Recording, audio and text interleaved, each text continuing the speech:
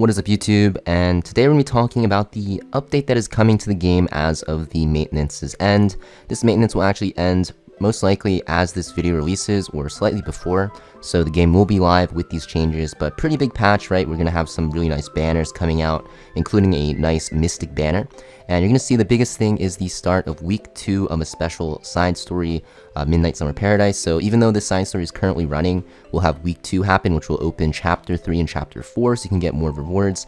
But the biggest thing is that you'll be able to start farming this stage, the hidden basement, and I'm pretty sure this will, I'm not really too sure what the sets will give you. Yeah, it's speed set, torrent set, and effectiveness set. You can see it down here in the bottom right.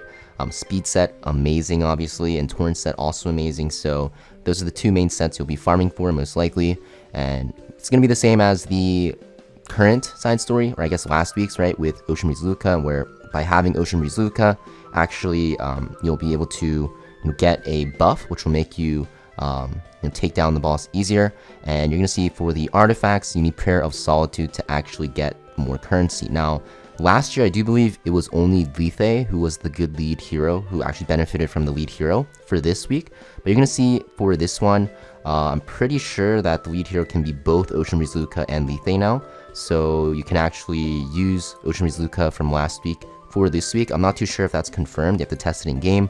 But from the text here, it says lead hero buff for this week is going to actually feature also Ocean Breeze Luca and Lethe here. If you actually scroll in and look, right, it says Ocean Breeze Luca and Lethe. So pretty nice. You'll actually be able to get some benefit from your Ocean Breeze Luca, which you pulled last week. So that means that if you pulled a lot on the Ocean Breeze Luca banner and you got her high imprint for last week just because she's a good unit and she works very well in the side story, you can actually use her for this week as well. The only thing that changes is the artifact for the boost currency. So you need Lethe's artifact to actually get boosted currency for this event. And like I said, pretty similar to the other week, or I guess last week, right? For the exchange, you can exchange for gear, speed, effectiveness, and torrent. And you'll also be able to get the remainder of the souvenirs to get nice stuff as well, like these mana stones, transmit stones, catalysts, and stuff like that. Also, you're going to see that we have 2 new exclusive equipment. These are pretty huge, honestly. So the first one is for Last Piece Karin, who just got buffed. Honestly, she's pretty good. The biggest thing is you're going to see you get crit chance, and this will make her a lot easier to build now. You can just focus more on speed. Crit chance exclusive equipments are like the best in the game. Also, you'll see with her Vacuum Strike, she will actually get an increase in CR when you defeat an enemy with it. And Phantom Strike will give you actually a bigger barrier. And the biggest one, honestly, is going to be for S3. When you use that buff, you'll actually dispel stealth from all enemies and then be able to S2 after to one-shot them. I think this is the best one because it ignores effect resist, and you can use her now as like an opener to counter Luas, Noggles, mostly Noggles because Luas are very fast. So if you have like a 300 speed Last Piece Karin, you can actually potentially speed contest like Noggles, but keep in mind Noggles are also pretty fast. So this is mostly going to be used to actually dispel stealth from those Guiding Light units that can abuse Guiding Light very well. So a good example also would be like something like Faithless Whitaker can get countered by this, or just anything like that. I don't really think you'll be speed contesting like ML Politises with Last Piece Karin because usually Last Piece Karin can go up to like 290 speedish, but anything slower than her you can actually knock out his stealth and actually one-shot them. Everything else just seems okay, but I think the S3 one is the biggest exclusive equipment, and obviously like the crit chance is also just very nice in general to have. Next we have Benevolent Roman. So Benevolent Roman actually is a pretty strong unit. A lot of people use him on Guild Wars defense actually, and he's very, very annoying.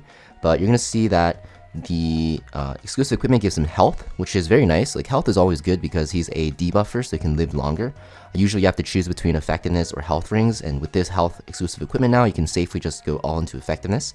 You'll see that his mana arrow, his S1, the mana burst effect will actually fix the combat readiness decrease amount to 30%. I think it was RNG before, like it would be like 15 to 30, I think, or something like that, so it's a very nice change. You'll also see when combat readiness of an ally is decreased, you'll actually get pushed up, so this is very good against units such as like Blooming Lidica if they're cleaving you with that, or even like Zeo, right, stuff like that, so you can actually get pushed up. And you'll also see his S3 will actually increase all of the mana fundamentals effects, so you can actually land those silences and stuff like that more easily. This is S3.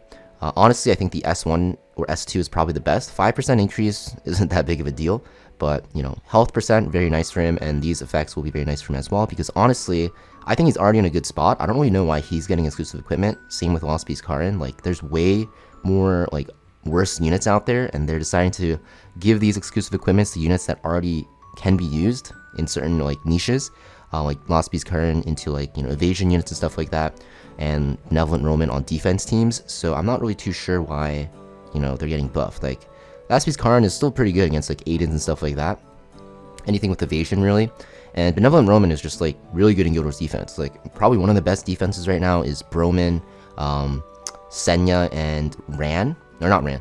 Broman, Senya, and Lilius. And they just synergize very well together. So I'm not really too sure why he's getting buffed. He's already insane. But okay, I guess we're getting, you know, new exclusive equipments for them. And then also we're getting a new unit. So it's a 3-star unit. He'll be available in the summon. So you have to actually summon for him. And you're going to see it's pretty simple. His S1 will just heal the ally with the lowest health. When you're all earth, he'll actually AoE heal as well. And this heal will scale with his health. You'll also see for his passive and his S2, he will grant a barrier to the caster for 2 turns. And at the end of the turn, so he just has a barrier for himself and I guess himself like every turn, right? And he also will grant a barrier to the ally with the lowest health for 2 turns as well. So yeah, pretty strong. I think the way this works is he gets the barrier at the start of battle, and at the end of the turn, he grants a barrier to an ally with lowest health for 2 turns. And I don't know if this includes himself, but I assume it does. And this barrier will scale with his max HP. Also, you'll see that he has an S3, which will give immunity to everyone for 2 turns and also dispel all debuffs. And he's a Soul Weaver, so pretty simple, I think. He is just going to be a Banshee unit. If you can't one-shot Banshee and you're looking for a good, you know, unit for Banshee, this is probably the best healer and tank you can get. You just put him in the front line. He's just constantly healing your team. He's dispelling your team from the debuffs and also giving them immunity.